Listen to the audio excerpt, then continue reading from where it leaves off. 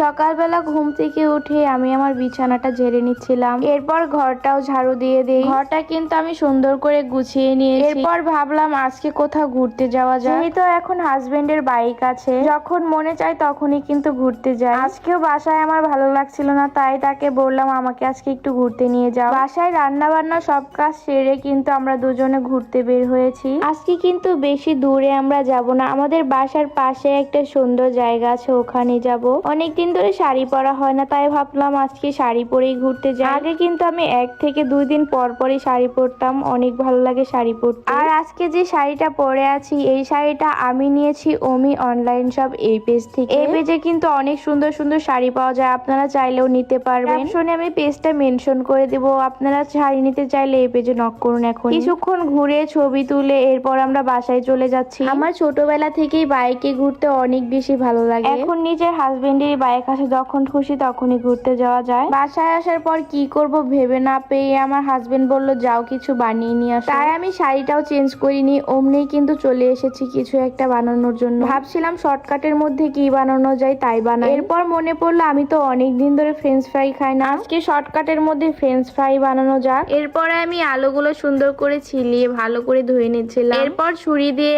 আমি আলুগুলো সুন্দর করে কেটে নিচ্ছি। সবগুলো আলুই কিন্তু আমি একই রকম ভাবে কেটে নিচ্ছি। আলুগুলো সুন্দর করে কেটে তার মধ্যে দিয়ে দিচ্ছি লবণ, একটু পরিমাণ হলুদের গুঁড়া, তারপর দিয়ে দিচ্ছিলাম কিছুটা কর্নফ্লাওয়ার। কর্নফ্লাওয়ার দিলে যে কোনো ফ্রাই কিন্তু অনেক বেশি ভালো লাগে। এরপর হাত দিয়ে আমি সুন্দর করে আলুগুলো মশলার সাথে মিশিয়ে নিচ্ছি। এই যে দেখুন আমি আলুগুলো সুন্দর করে মিক্স করে নিয়েছি। এইগুলো এখন আমি দিয়ে দিই TQIU পেজ থেকে নেওয়া এয়ার ফ্রায়ারে। এই এয়ার ফ্রায়ারে যখন যা মন চায় আমি কিন্তু তখনই তাই বানিয়ে খেতে পারি। এখন আর চুলার পাড়ে দাঁড়িয়ে দাঁড়িয়ে কষ্ট করতে হয় না, মশলাগুলো মাখিয়ে এয়ার ফ্রায়ারে দিয়ে দিলে, টাইম দিয়ে দিলে কিন্তু হয়ে যায়। এর থেকে ভালো আর কি হতে পারে আপনারাই বলুন। এই যে এখন আমার কিন্তু চুলার পাড়ে দাঁড়িয়ে দাঁড়িয়ে গরমের মধ্যে আলুগুলো ফ্রাই করতে হতো, আমি শুধু মশলাটা মাখিয়ে এয়ার ফ্রায়ারে দিয়ে দিচ্ছি, কোনো ভেজালই কিন্তু নেই। ভেজালের কথা তো বাদই দিলাম, আর একটা মজার বিষয় হচ্ছে এইটাই কিন্তু যে কোনো জিনিসই তেল ছাড়া ফ্রাই হয়ে যায়। এই আলুগুলো এখন চুলার মধ্যে ফ্রাই করতে হলে তেল দিতে হতো, আর সেটা খেতে কিন্তু একদমই স্বাস্থ্যকর ছিল না। এখন আমি তেল ছাড়াই এয়ার ফ্রায়ারে ফ্রাই করে নেব, কারোরই কিন্তু সমস্যা হবে না এখন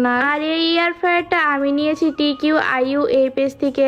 স্ক্রিনে আমি পেজের স্ক্রিনশট দিয়ে দিব, ক্যাপশনেও লিংক দিয়ে দিব, আপনারা চাইলেই কিন্তু নিতে পারেন TQIU থেকে এই সুন্দর এয়ার ফ্রায়ারটা। আমি মনে করি বাসায় এরকম একটা এয়ার ফ্রায়ার থাকলে যখন যা ইচ্ছা হবে তখন কিন্তু তাই বানিয়ে খেতে পারবেন, কোনো ভেজাল ছাড়া। এই যে দেখুন আমার ফ্রেঞ্চ ফ্রাই গুলো কিন্তু রেডি হয়ে গিয়েছে, কত সুন্দর ফ্রাই হয়েছে আলুগুলা। এরপর একটা প্লেটে আমি আলুগুলো ঢেলে নিচ্ছি। সত্যি আলু ফ্রাই গুলো কিন্তু অনেক বেশি মজা হয়েছিল। পরে আমি আর আমার হাজবেন্ড মিলে আলুগুলো খাই, অনেক বেশি ভালো লেগেছে, তার কাছে নাকি অনেক বেশি মজা লেগেছে। বাসায় সস ছিল না, টমেটো সস থাকলে কিন্তু আরো বেশি খেতে মজা লাগতো। টমেটো সস ছাড়াই কিন্তু আমরা এই ফ্রেঞ্চ ফ্রাই গুলো অনেক মজা করে খেয়েছি। আপনারাও কিন্তু চাইলে এরকম ট্রাই করতে পারেন। চলে আসবো পরবর্তী ব্লগ নিয়ে, আজকের ব্লগটি এই পর্যন্তই। সবাই ভালো থাকবেন, আল্লাহ হাফেজ।